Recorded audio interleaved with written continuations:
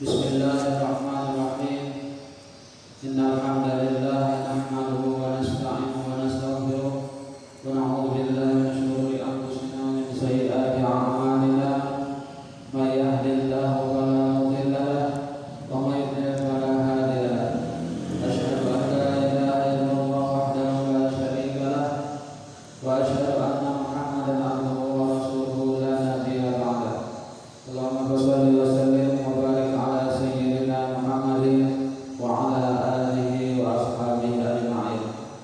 Subhanaka la ilma lana illa ma 'allamtana innaka antal alimul hakim wa tub 'alaina innaka antat tawwabur rahim wa la hawla wa la quwwata illa billahil 'aliyyil 'azim. Rabbi shrah li sadri wa yassir li amri wa hlul 'uqdatam min lisani yafqahu qawli. Amma ba'du. Hadirin jamaah salat maghrib Masjid Al-Jihad yang dimuliakan Allah. Pertama-tama terlebih dahulu marilah kita sama-sama memanjatkan puji dan syukur kita kehadirat Allah Subhanahu wa taala karena dengan nikmat rahmat, karunia, taufik dan hidayahnya jualan kembali kita pada malam hari ini kita dapat melanjutkan pelajaran kita tentang kajian ilmu fikih kitab Sabilal Muhtadin, salah satu ilmu yang wajib ain atau fardu ain kita menuntutnya, kita mempelajarinya. Salawat dan salam semoga Allah senantiasa tercurah kepada junjungan kita Nabi besar Muhammad SAW, pada keluarga beliau, sahabat beliau, dan orang-orang yang senantiasa mengikuti jam langkah beliau ila yaumil qiyamah. Dan marilah kita sama-sama berniat atau memperbarui niat etika dengan niat nawaitu an a'taqifa fi hadzal masjid sunnatan lillahi ta'ala. Sengaja saya bertikaf di dalam masjid ini sunat atas kepada Allah Taala. Hadirin jamaah salat maghrib Masjid Al-Jihad rahimahumullah. Baik, kita akan melanjutkan pelajaran kita kemarin yaitu tentang syarat sholat atau syarat sah sholat. Yang pertama kemarin adalah Islam, kemudian yang kedua mumayyiz, yang ketiga mengetahui bahwa waktu telah masuk dengan secara yakin. Kemudian yang keempat mengetahui bahwa sholat itu fardu dan dapat membedakan mana yang fardu di dalam sholat itu, mana yang sunat. Artinya mana yang rukun, mana yang sunat. Yang sunat itu pulang terbagi dua, mana yang sunat apa, mana yang sunat kaitan. Kemudian yang kelima, syarat sah sholat tadi suci dari hadas besar dan hadas kecil. Nah, pada malam hari ini kita masih membahas syarat sah sholat yang kelima, yaitu suci dari najis yang tidak dimakan.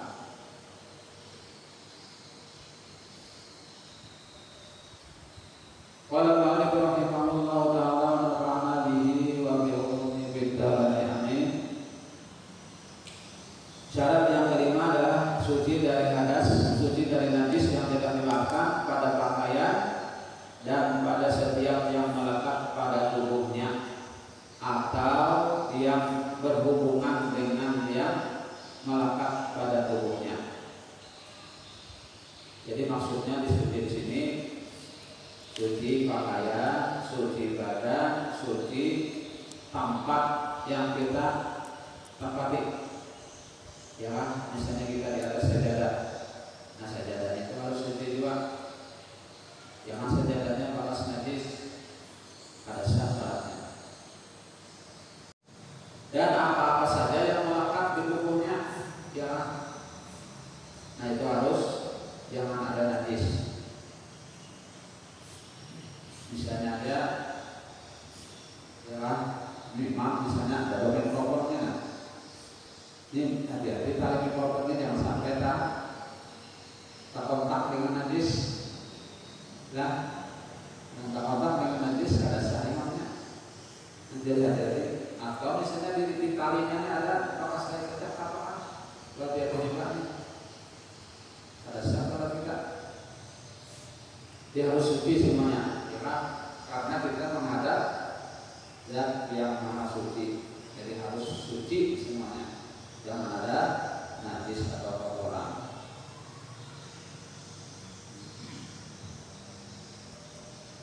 Maka tidak sah sholat orang yang ada melekat najis pada salah satu dari tiga ini, ya, baik misalnya pakaiannya, baik tempatnya, baik badannya, yang ada mengandung atau terhubung dengan najis. Demikian juga tidak sah sholat orang yang kena najis pada tengah sholatnya, terkecuali dapat dibuangnya seperti yang diterangkan dahulu. Misalnya kita ketika sholat kejatuhan najis, taruhlah misalnya kita sedang sholat lalu dikuburi teh cacat dari atas, kubur teh cacat misalnya kemana? Ke pakaian kita. Nah, kalau teh cacatnya itu tadi basah dan ada bekasnya di pakaian kita, berarti sholat kita batal pada saat. Nah, seandainya teh cacat itu tadi kering, ya, terjatuh di pakaian kita lalu kita buang dengan segera, berarti kita sholat kita sah saja dilanjutkan. Masa segera menghilangkan najisnya. Allah Subhanahu wa taala berfirman, "Wa thiyabaka fatahhir." Surat Al-Mudaththir ayat 4. Artinya, dan pakaianmu bersihkan. Artinya bersihkan pakaianmu. Rasulullah bersabda, "Faghsili anki dama." Artinya basuhlah darimu akan darah. Jadi apabila ada di anggota badan kita atau pakaian itu ada darah, itu dibasuh dengan dicuci ya, dibasuh. Dan hadis yang berbunyi, tanazzahu 'anil qawli fa inna 'ammata 'adzabil qabri minhu. Artinya, sucikanlah dari air kencing, karena kebanyakan siksa kubur disebabkan daripadanya. Jangan kata beres suci bakami atau kada berbasuh, atau sebelah kami sabakan ke tiang listrik, ya kan, kada berbasuh pakai air, kada suci. Artinya itu yang menyebabkan orang bisa disiksa di dalam kuburnya karena beristinja tadi kada beres, kada suci. Apalagi kada berbasuh lalu kan, misalnya kelakian dari yang banyaknya sembarang mana jaya salahnya sembarang, apalagi tanah jalan misalnya sembarang mana aja, dia kan bawa nafkah. Misalnya di situ hati-hati lah, di bawah pohon, di lubang-lubang itu jangan dikencingin. Kalau ada penunggunya, ya, kalau ada jin yang menunggunya itu benar, makanya izin kalau apa buang air, ya, izin kalau di situ. Mesti ada kami orang sangat terdalam. Ya, banyak jin itu kita akan melihat makhluk halus, ya, kita akan melihatnya takaninya. Nah, ya, nak boleh kena sakit orang ini apa di kacanya, ya. Jadi Hadis riwayat Daruqutni dari Anas bin Malik. Dari ayat yang dan hadis-hadis tadi nyatalah diperintahkan menjauhi najis dan tidak diwajibkan di luar sholat, tetapi diwajibkan di dalam sholat saja menjauhi najis saja. Dan disuruh memperbuat sesuatu yang mencegah larangan di dalam ibadah, menunjukkan batal ibadah.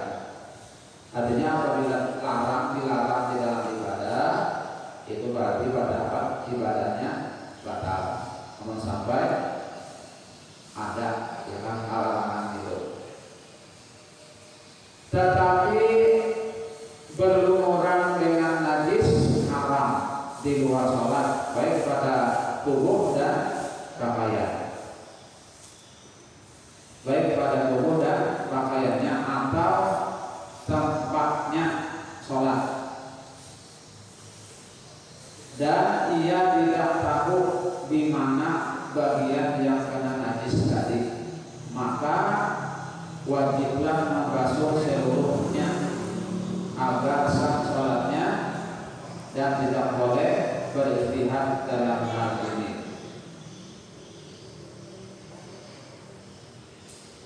Sekalipun hadis itu pada salah satu dari kedua lengan bajunya, karena baru sah istihad kalau terdapat pada beberapa tempat.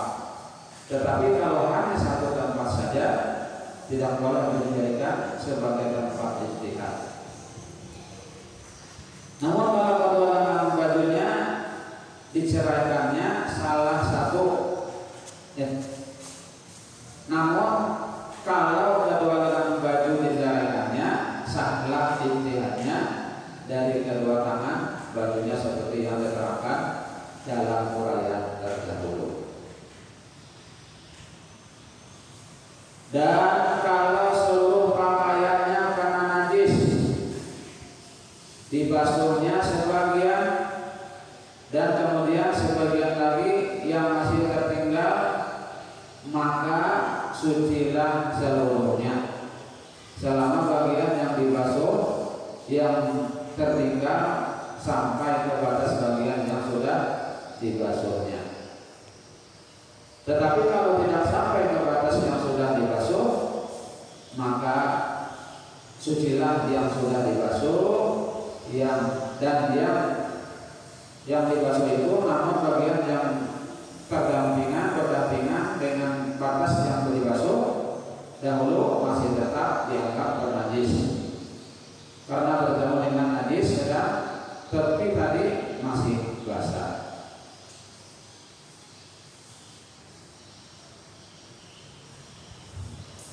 Kemudian syarat berikutnya, syarat sah sholat.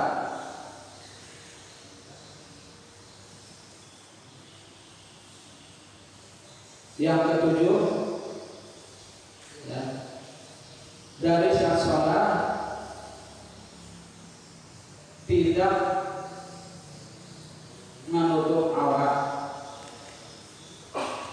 Syarat yang ketujuh dari syarat sah sholat dengan tidak menutup aurat sedang dia puasa menutupnya. Nah, jadi syarat yang ketujuh ini adalah menutup aurat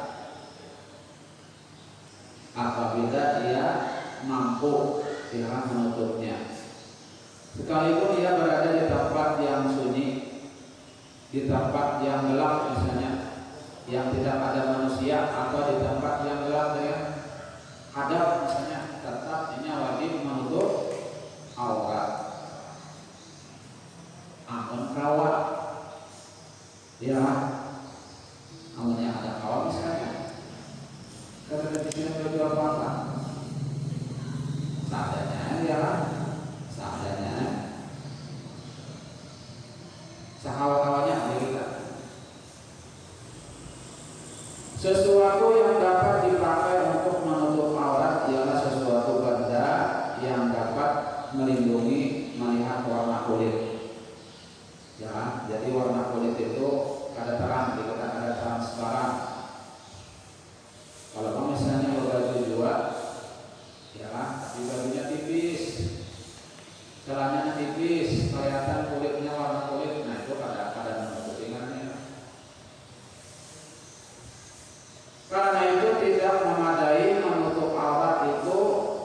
terdiri dari kaca, kelihatan ya, atau di atas bawah ini transparan.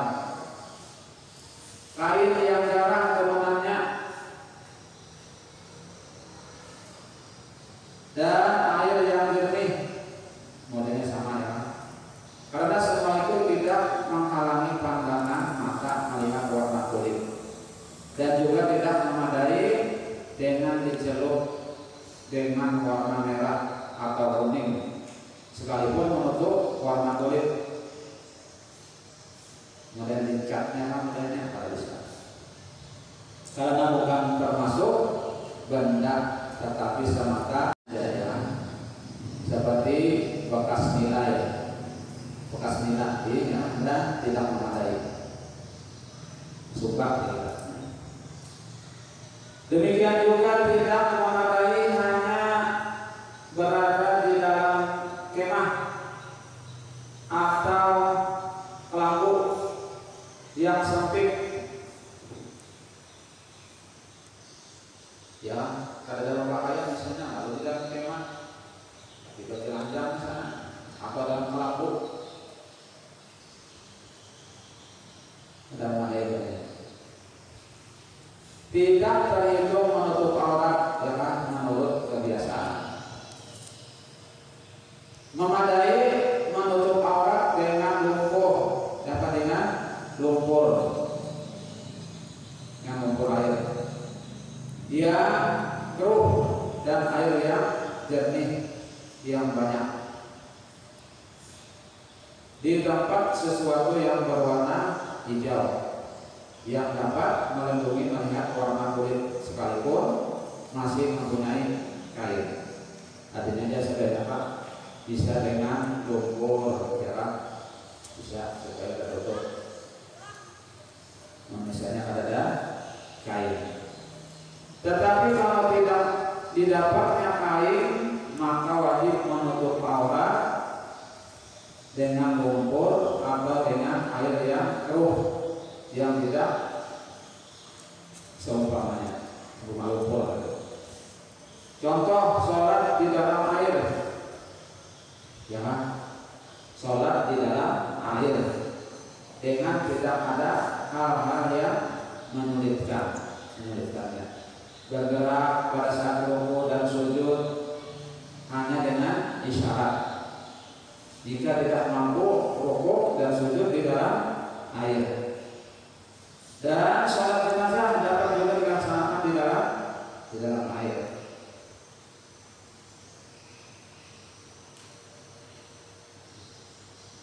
Kalau seorang puasa sholat berdiri di dalam air dan sujud bertelanjang naik ke atas tebing dengan tidak mendapatkan kesulitan, wajib atasnya memperbuat yang seperti itu. Ini misalnya orang yang kada bisi kain, kada lalu bisi kain, jangan lalu ini sholat di dalam banyu, berdirinya di dalam banyu supaya mereka apa? Lalu dia sendiri apa bininya awal naik ke tebing, anak sujud misalnya, kadang mendapat kesulitan, wajibnya melakukan itu tadi, ya kan? Di dalam air kayak mana sujud? Pada awal, ya kan? Lalu naik ke tebing sujud, ya kan? Seperti biasa, kalau terjadi cabut pulang ke sungai, ya kan? Pada main, ya kan? Namun ada kesulitan. Dan jika tidak dapat dilaksanakan atau dapat dilaksanakan tetapi sulit ngalih maka mubah atau boleh dia memperbuatnya seperti yang diterangkan di atas. Artinya isyarat saja, ya kan? Isyarat sujudnya isyarat, ya kan? Rukuknya isyarat saja, karena di dalam air sulit. Dengan tiada qadha dan boleh juga ya berhadas dan bersolat di atas tebing bertelanjang dari awal salatnya dengan tidak mengkodok, dan boleh juga bersolat berdiri di dalam air sujud dengan isyarat.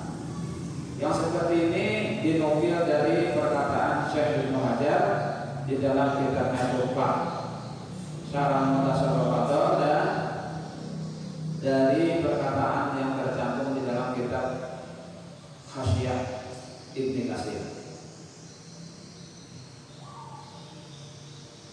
Kalau dua orang lelaki atau dua orang perempuan menutup auratnya dengan satu helai kain yang dapat menutup aurat keduanya, maka memadailah kain itu sebagai penutup aurat dan sah sholatnya sekalipun haram bersentuhan antara aurat keduanya. Ini kayaknya kan orang bisnis sarung nih, satu aja misalnya orangnya dua, lalu di dalam sarung itu kedua, satu sarung kedua orangnya, boleh aja sendiri ya, boleh aja, tapi ada sanksi lain ya kan, haram tersentuh antara aurat keduanya.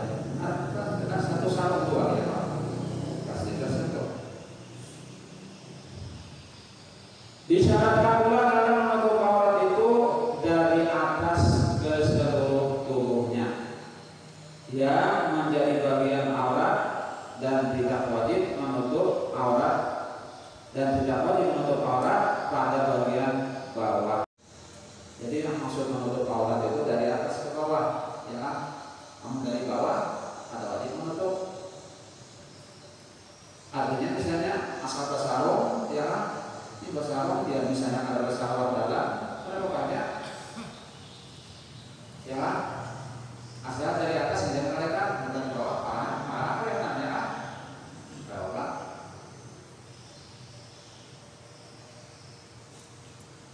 Karena yang wajib menutup itu dari kelihatan apa? Pandangan dari atas, dari samping, kiri kanan, ya kan? Ada dari bawah.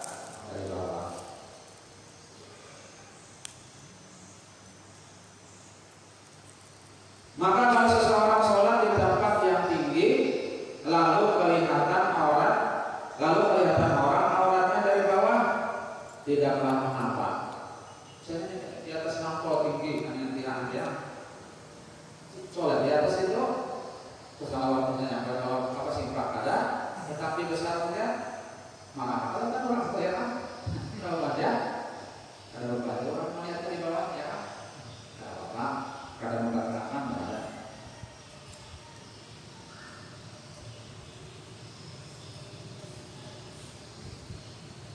Berbeda dengan kelihatan aurat dari atas.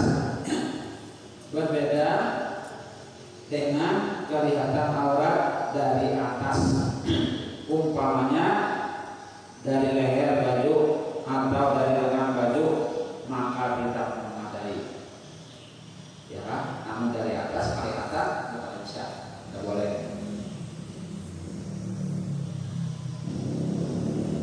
Kalau seseorang memakai baju kurung yang lehernya lebar dan juga tangannya sama-sama lebarnya, sekira kelihatan auratnya dari leher dan lengan bajunya, maka wajib memasang kancing leher baju dengan kancing baju dan semat dengan penipit atau ditutup dengan tangan atau jenggotnya atau diikatnya pinggangnya.